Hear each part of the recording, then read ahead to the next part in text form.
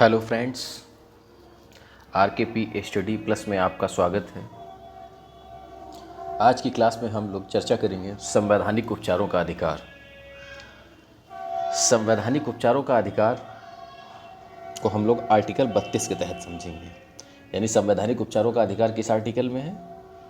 Article 32।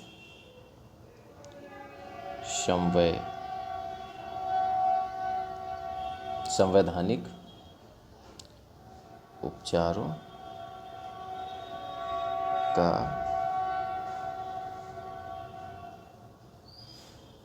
अधिकार article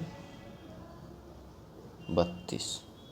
अब इसमें क्या है देखिए, आर्टिकल 32 के अनुसार देखिए 32 क्लॉज फर्स्ट के अनुसार क्या है। आर्टिकल 32 के 1 के अनुसार मूल अधिकारों के उल्लंघन में सीधे सुप्रीम कोर्ट में, सीधे क्या है, सुप्रीम कोर्ट में वाद का मतलब होता है इंग्लिश में सूट, वाद दायर किया जा सकता है। इस प्रकार यह सुप्रीम कोर्ट को मूल अधिकारों का संरक्षक घोषित करता है। ठीक है, मतलब जो संवैधानिक उपचारों का अधिकार है, यह आर्टिकल 32 के फर्स्ट में क्या कहता है कि सुप्रीम कोर्ट को यह अधिकार है कि वह मतलब जो है वो मूल अधिकार का संरक्षक है। सुप्रीम कोर्ट यह अधिकार किस किस आर्टिकल के माध्यम से मिला है? सुप्रीम कोर्ट को 32 आर्टिकल 32 का फर्स्ट के तहत मिला है। वैसे पूरा आर्टिकल 32 जो है वो मूल अधिकार का ही रक्षक है। ठीक है, आर्टिकल 32 का 2, इसमें क्या है? इसके अनुसार सुप्रीम कोर्ट मूल अधिकारों को लागू करवाने के लिए कोई भी आदेश, निर्देश या 5 प्रकार की रीटें,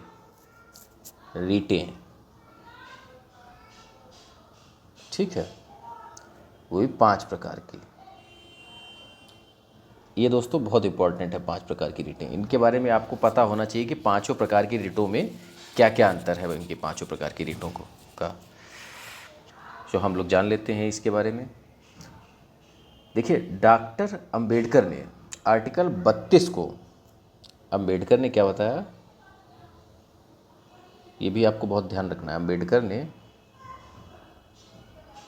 अंबेडकर ने आर्टिकल 32 को संविधान की आत्मा घोषित किया है। ठीक है, कहा है संविधान की आत्मा है आर्टिकल। संवैधानिक उपचारों को अधिकारों का, संवैधानिक उपचारों के अधिकार को अंबेडकर जी ने क्या बताया है? आत्मा कहा है इसको। ठीक है, आर्टिकल 32 को। ठीक है, इसके बिना सारे मूल अधिकार निरर्थक हो जाते हैं, यह बताया इन्होंने। तो अब देखिए 5 प्रकार की रिटें वो कौन सी जो है जो सुप्रीम कोर्ट जारी कर सकता है, जो कि बाध्यकारी हैं। मतलब रिट के द्वारा, जैसे मतलब रिट अगर न्यायालय के द्वारा जारी की जाती है तो यह पालन करना आवश्यक हो जाता है। ठीक है, तो उसमें कौन कौन सी रिटें हैं? देखिए, पहली रिट जो है, रिट पिटीशन जो है, वो पहली रिट है बंदी प्रत्यक्षीकरण। बंदी प्रत्यक्षीकरण, ठीक है। इसमें क्या होता है? बंदी प्रत्यक्षीकरण में शरीर को प्राप्त करना, मतलब सह शरीर उपस्थित होना। ठीक है, to have a body of. ठीक है, तो यानी इसको इंग्लिश में कहते हैं habeas corpus. Habeas corpus, habeas corpus, ये हो गई बंदी प्रत्यक्षीकरण। और दूसरी क्या है? चलिए पहले बंदी प्रत्यक्षीकरण को समझ ही लेते हैं, या पहले पूरी लिख लेते हैं सभी जो है। पहली ये हो गई, दूसरी लिख लेते हैं परमादेश। परमादेश, इसको क्या कहा जाता है? मैंडमस।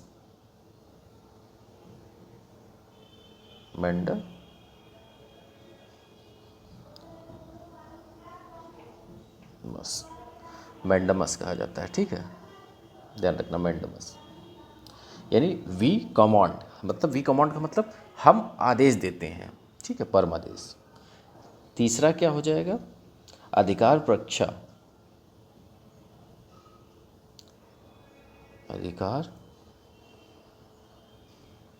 प्रक्षा, ठीक है, अधिकार प्रक्षा यानी बाई व्हाट अथॉरिटी, मतलब इसका मतलब है बाई व्हाट अथॉरिटी, मतलब किस प्राधिकार से, ठीक है। तो इसको कहा जाता है इंग्लिश में को वारंटो। ये सभी चीज़ें बताएंगे हम आपको। को वारंटो, ठीक है।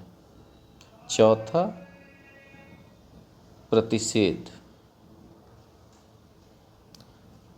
यानी टू फॉरबिड, यानी टू फॉरबिड यानी रोकना, टू फॉरबिड। अब प्रतिषेध को इंग्लिश में क्या कहते हैं? प्रोहिबिशन, प्रोहिबिशन,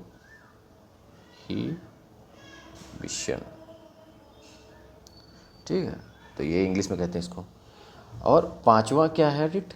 पांचवें प्रकार की जो रिट है वह है उत्प्रेषण, उत्प्रेषण।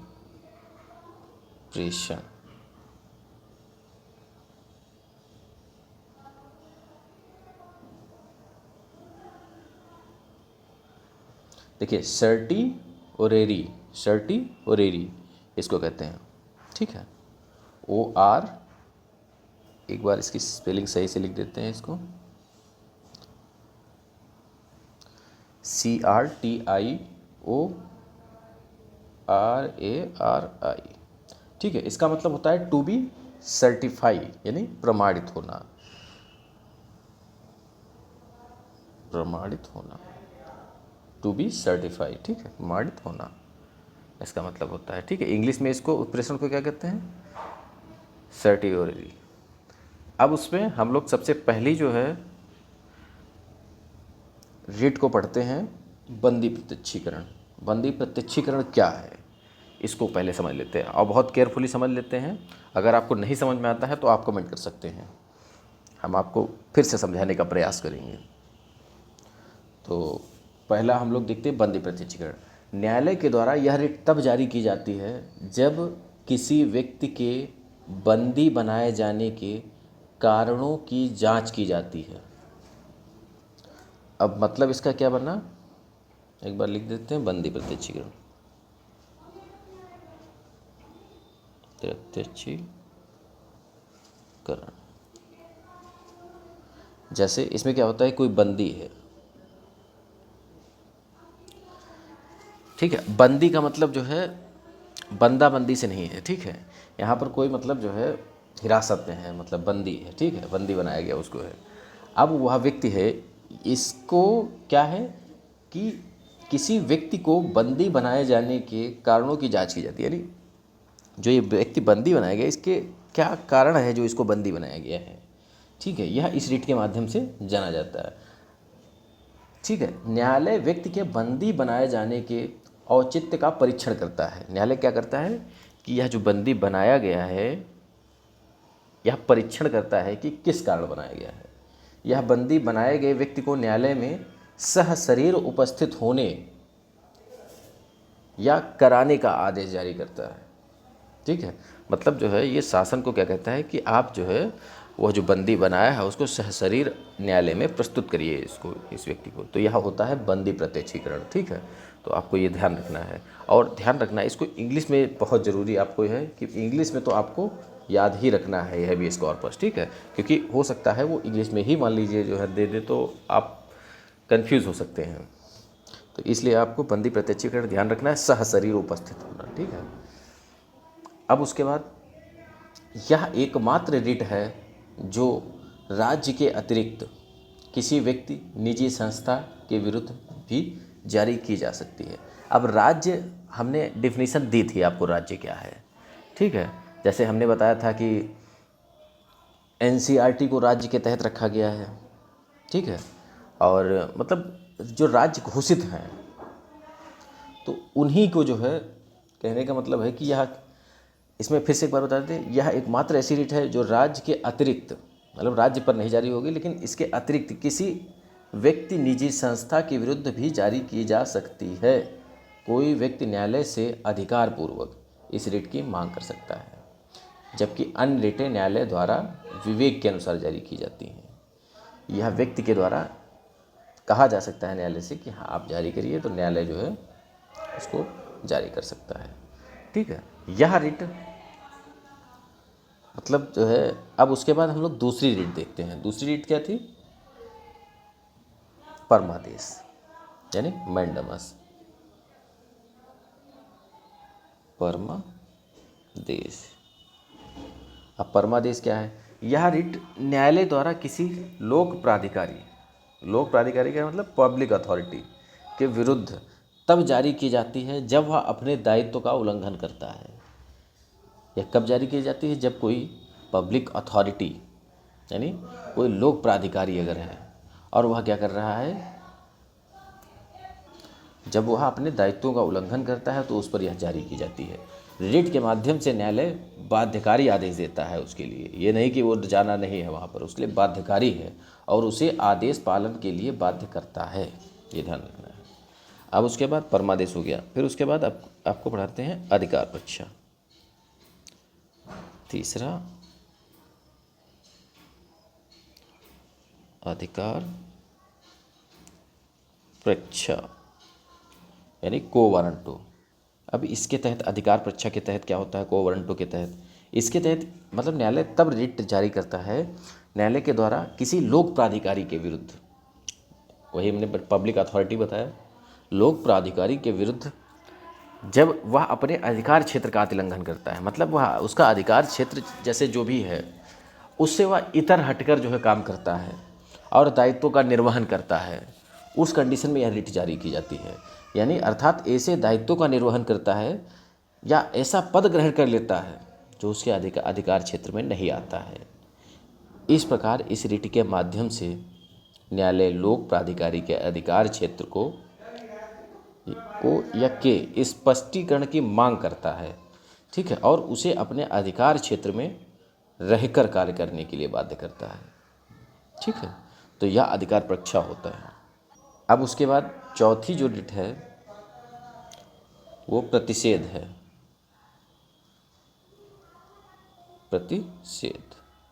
प्रतिषेध में क्या होगा? प्रोहिबिशन। यह रिट केवल न्यायिक एवं अर्ध न्यायिक इकाइयाँ या अधिकारी के विरुद्ध जारी की जाती है। मतलब एक बार फिर से समझ लीजिए, यह रिट कब जारी किसके ऊपर जारी की जाती है? न्यायिक या अर्ध न्यायिक इकाइयाँ जो होती हैं, ठीक है, उनके ऊपर यह जो है रिट जारी की जाती है। यह तब जारी की जाती है जब कार्यवाही चल रही हो। इस रिट के माध्यम से न्यायालय कार्यवाही पर रोक लगा देता है। इसकी प्रकृति कैसी है? नकारात्मक है। देखिए, अब इसमें कुछ और हम पॉइंट बताना चाहेंगे। यह न्यायाधीश के खिलाफ जारी हो सकती है जब वह न्यायिक काम छोड़कर प्रशासनिक कार्यों में हस्तक्षेप करता है। ये ध्यान रखना। यह मतलब एक न्यायाधीश के ऊपर भी जारी होती है प्रतिषेध जो है, लेकिन कब? जब वह अपना जो है न्यायिक कार्य छोड़कर और क्या करने लगता है? प्रशासनिक कार्यों में हस्तक्षेप करता है। फिर उसके बाद एक और तरीका है कि एक न्यायाधीश दूसरे न्यायाधीश पर अधिकार परीक्षा परमादेश जारी कर सकता है, किंतु मामला प्रशासनिक अधिकार क्षेत्र का होना चाहिए। मतलब हस्तक्षेप जो न्यायाधीश का है वो कहाँ होना चाहिए? प्रशासनिक कार्यों में, यानी वो अपना न्यायिक कार्य छोड़कर प्रशासनिक कार्यों में होना चाहिए। तो ये होता है इसमें प्रतिषेध में। अब पांचवा आपको हम बताएंगे कि इसमें होता है उत्प्रेषण। इसमें क्या होता है? यह रिट भी केवल न्यायिक एवं अर्ध न्यायिक इकाइयाँ या वह अधिकारी के विरुद्ध जारी की जाती है। मतलब फिर से हम बता दें कि यह वही है प्रक्रिया जो न्यायिक और अर्ध न्यायिक इकाइयों के मतलब जो है अधिकारियों के विरुद्ध जारी की जाती है। यह तब जारी की जाती है जब कार्यवाही पूर्ण हो चुकी हो, निर्णय सुनाया जा चुका हो, इसके माध्यम से न्यायालय की गई कार्यवाही का स्पष्टीकरण यानी स्पष्टीकरण मांगता है न्यायालय। क्या कहता है कि जैसे एक बार फिर से इसको समझ लीजिए, जैसे यहाँ कोई न्यायिक मतलब अधिकारी न्यायिक या अर्ध न्यायिक अधिकारी है, उस पर जो है कोई भी मुकदमा चला है। अब वह मुकदमा का फैसला भी सुनाया जा चुका है। ठीक है, तो उसके बाद भी न्यायालय क्या कर सकता है कि उस पर जो है स्पष्टीकरण की मांग कर सकता है और तब तक जांच पूरी ना हो जाए, मतलब वो जांच बैठाता है न्यायालय और उस पर जो है पूरी जांच ना हो जाए तब तक निर्णय के कार्यान्वयन पर लागू होने पर रोक लगा देता है। मतलब कोई भी सज़ा सुनाई गई तो उसको रोक देता है और उस पर पुनः जो है जांच चलाता है। ठीक है, इस रिट की प्रकृति देखिए सकारात्मक एवं नकारात्मक दोनों होती है। तो यह आपको पांचों प्रकार की रिट के बारे में हमने आपको जानकारी दी। अब जैसे हम लोग चर्चा करते हैं उच्च न्यायालय, मतलब जो है उच्च न्यायालय एवं उच्चतम न्यायालय यानी हाई कोर्ट और सुप्रीम कोर्ट की रीटी शक्ति की तुलना हम करते हैं। ठीक है, जैसे सुप्रीम कोर्ट को तो हमने बता दिया आपको कि रीटी शक्ति जो है आर्टिकल 32 में है और वहीं हाई कोर्ट की रीटी शक्ति 226 में है, आर्टिकल 226 में है। तो ये ध्यान रखना। आप देखिए किसकी क्या बड़ी शक्ति है, किसके पास ज़्यादा शक्ति है, तो ये हम लोग देखते हैं और इसकी तुलना करते हैं। उच्च न्यायालय अपने राज्य क्षेत्र के भीतर रिट जारी करने की शक्ति रखता है। ठीक है, यह केवल अपने मतलब राज्य क्षेत्र में ही अपना जो है रिट जारी कर सकता है, लेकिन सुप्रीम कोर्ट पूरे देश में रिट जारी करने की शक्ति रखता है। किंतु एक अधिकार है जो सुप्रीम कोर्ट से ज़्यादा मतलब जो है हक रखता है। जैसे हाई कोर्ट का रीटी क्षेत्र सुप्रीम कोर्ट की तुलना में ज़्यादा है।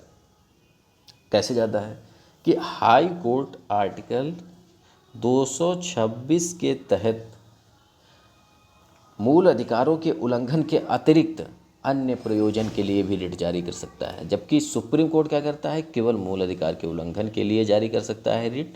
ठीक है, वहीं हाई कोर्ट क्या कर सकता है, हाई कोर्ट मूल अधिकार फंडामेंटल राइट्स पर तो रिट जारी करेगा ही और वह अदर भी मामलों में रिट जारी कर सकता है। जैसे हम एक एग्जाम्पल के माध्यम से समझते हैं कि जैसे कानूनी अधिकारों का यदि उल्लंघन होता है तो उस पर भी वह जो है, जैसे देखिए कानूनी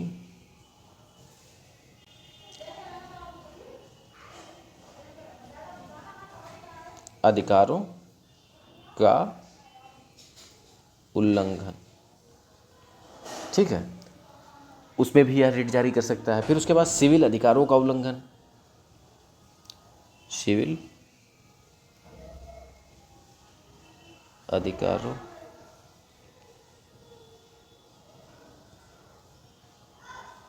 उल्लंघन, ठीक है, और भी ऐसे जो है क्षेत्र हैं। ठीक है, तो यह इस प्रकार से सुप्रीम कोर्ट और हाई कोर्ट में देखिए डिफरेंस है, आपको ये समझना है। ठीक है, तो बाई चांस पूछ सकता है, कूट बनाकर क्वेश्चन को पूछ सकता है। जबकि सुप्रीम कोर्ट आर्टिकल 32 के अंतर्गत केवल मूल अधिकारों के उल्लंघन पर ही रिट जारी करने की शक्ति रखता है। ये ध्यान रखना आपको है।